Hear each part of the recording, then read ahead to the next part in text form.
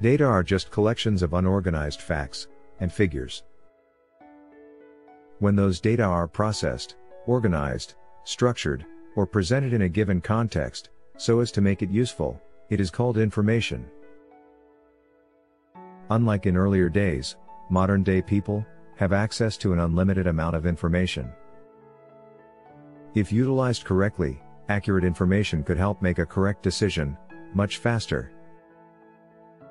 Informed individuals always almost arrived at a correct conclusion, whatever the field they are working in. Needless to say, efficient decision-making provides a competitive edge to an individual or an organization.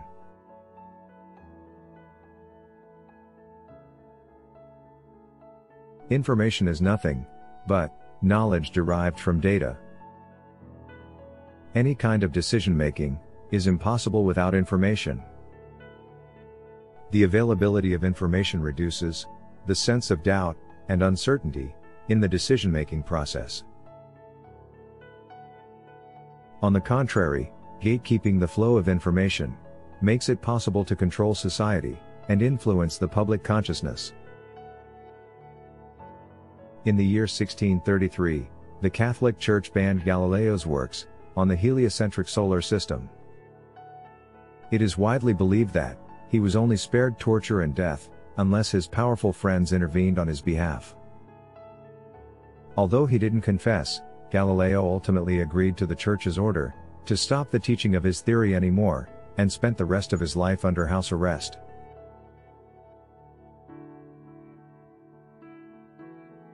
"300 years later, Nazis carried out public books burning campaign, whereby burning thousands of books they claimed un-German. Even modern history is full of incidents with the harassing, restricting, and banning of various individuals, institutions, and publications, under the pretext of misinformation or disinformation.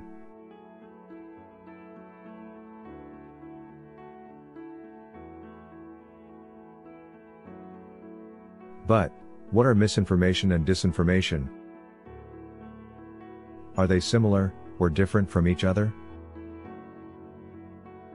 In simple form, misinformation is the spreading of false information that is spread without any intention to mislead the recipient.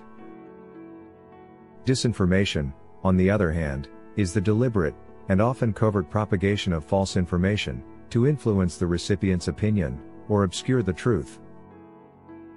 Misinformation could happen due to an accident or negligence. But disinformation is often deliberate and deceitful.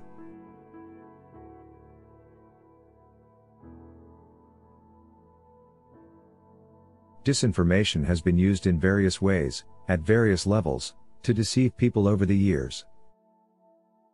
Corporations often use various types of disinformation campaigns to gain an undue advantage over their rivalries. Politicians are notorious for spreading fake news to manipulate public opinion. Most importantly, governments use media to manipulate the population. The job of media is not to inform, but to misinform. It is natural that when institutions perform poorly, people lose trust in them. That is the reason why corporate media are becoming more and more untrusted sources of information.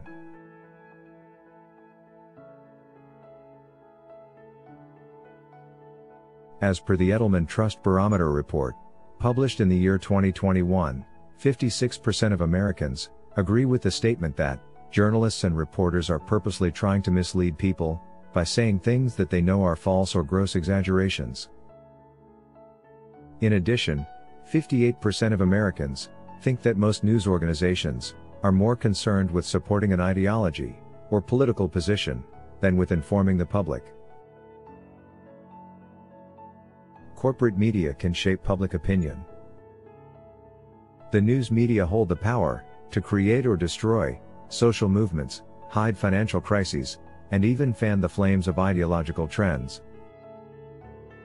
There are various studies and theories on the influence of the media held over the public.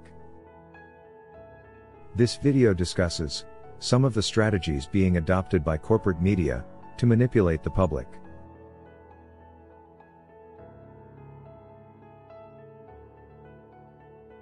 The one way of doing this is the strategy of distraction.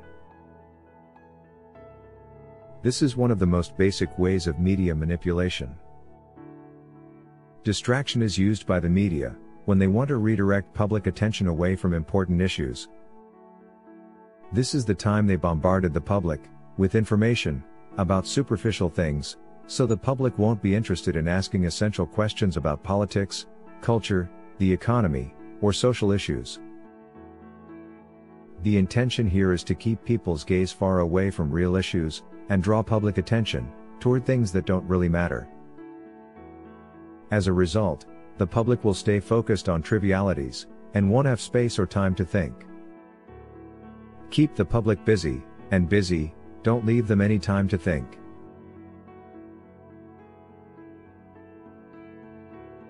Another way of doing this is first creating problems, and then offering solutions. This strategy consists of creating a problem in first hand, which will make the public react in a certain way, and then accept or even asking for a solution that the government wanted to impose from the very beginning. For example, creating an economic crisis will lead the public to accept a compromise on their labor rights, or decrease job security, as necessary evils.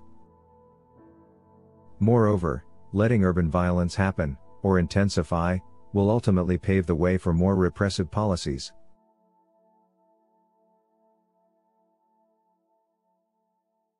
The next way is a gradual strategy.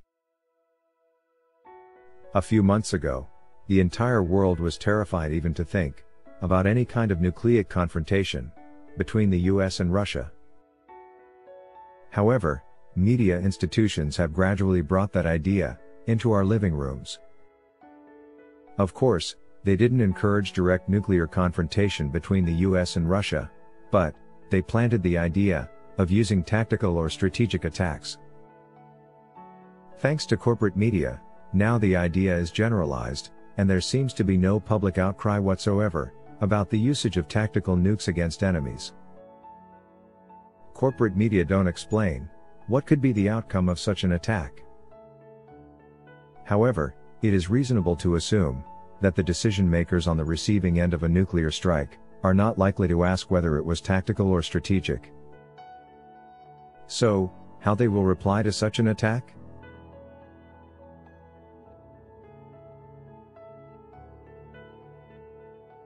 Your guess is good as mine. But here is the clue. In testimony before the House Armed Services Committee in February 2018, then Secretary of Defense James Mattis famously said that there is no such thing as a tactical nuclear weapon. Any nuclear weapon, used at any time, is a strategic game changer. The strategy used by the media here is so simple, just apply it gradually. The goal is to get the public to accept measures that seem unacceptable all at once, by feeding them little by little.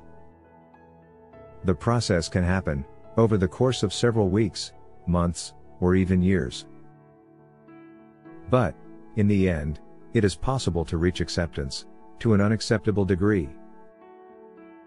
The generalization of tactical nuclear strikes is a classic example of the gradual strategy.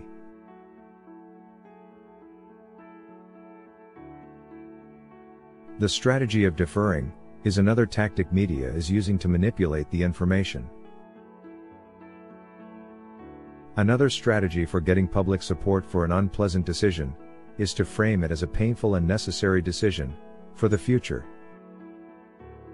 It is simpler to accept a future sacrifice than an immediate slaughter. First, it will not implement right away. Additionally, the general public has a tendency to foolishly believe that all will be better tomorrow, and that the additional pressure may be avoided. This gives the public more time to become familiar with the idea of change, and accept it with tolerance when the time comes.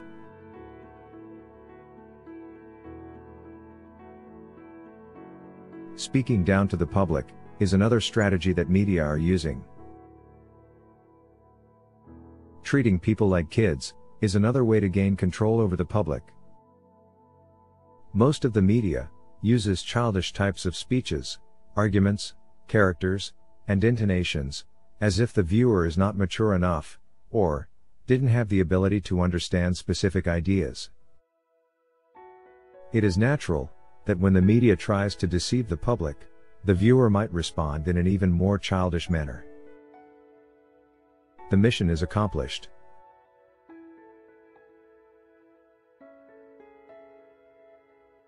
Appeal to people's emotions is the next strategy.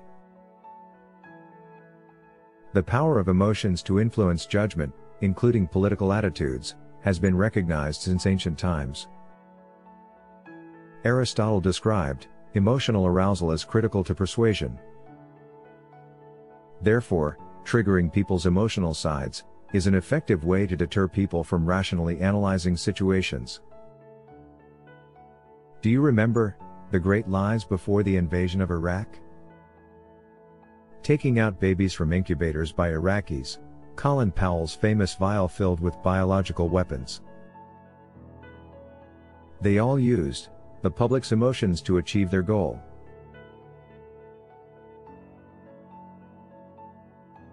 Keeping people in the dark is another manipulation method that I'm going to talk about.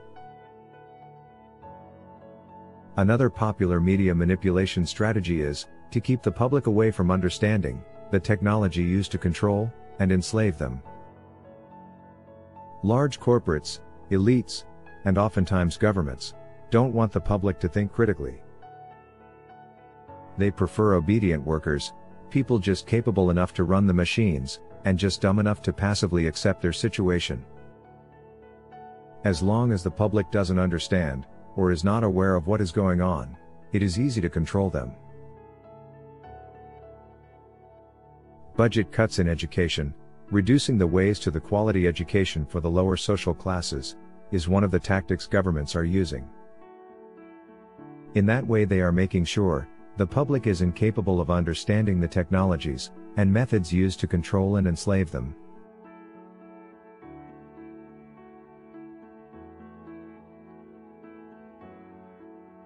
Another method is getting the public to accept mediocrity. Mediocrity is the state of accepting and living an average life. Mediocre thinking forces people to put aside their dreams and ambitions. It is all about surviving instead of thriving. Promoting the belief that it's good to be an uneducated, unintellectual individual without any ambitions in life is a common strategy to spread mediocrity. You can see plenty of examples of this in TV shows and movies.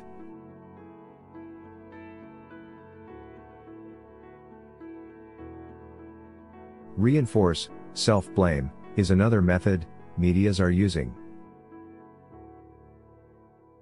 This strategy persuades individuals to believe that they're the only ones to blame for their misfortune. Things are not going well for them because they aren't smart enough, don't have a lot of skills, or aren't working hard enough. Therefore, people should blame themselves instead of questioning the system. Blaming themselves undermines individuals' mental and physical health.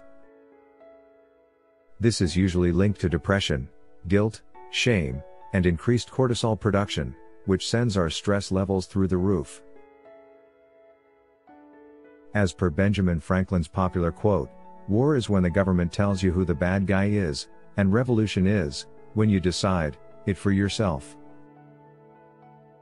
Self-blame people don't question or challenge the status quo. Without action, there is no revolution. According to the media, there is no one to blame but yourself.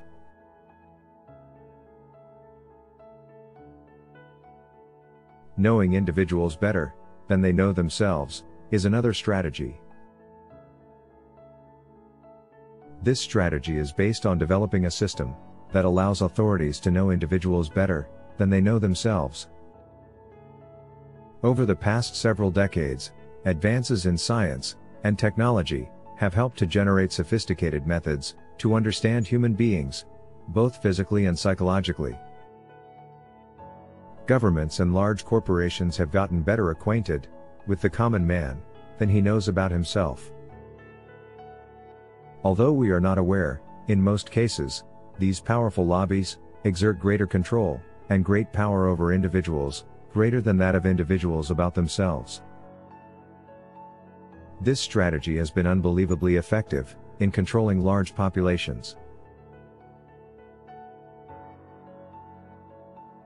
In conclusion, knowing about the strategies being used by media institutions to manipulate people will allow us to identify them and decide how much we'll let the media to influence us. But the million-dollar question is how we can avoid trapping into the net that media is laying over us. It is not going to be easy at the beginning, however. Protecting ourselves against disinformation is not impossible either. Here are the basic guidelines to stay away from media manipulation.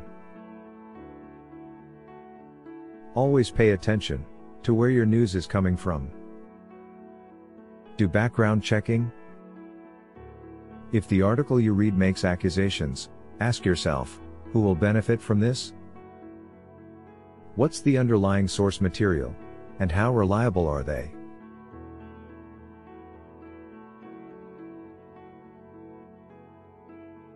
Try to get your news from a variety of sources. Imagine, if you read something, and your reaction is an extreme emotion, like outrage or unmitigated joy, that's a clear indicator that you should search more deeply about that piece of information. Most of the time, news that is designed to disinform the public targets strong anger or fear responses. You should always check with additional news sources to confirm information that you feel strongly about.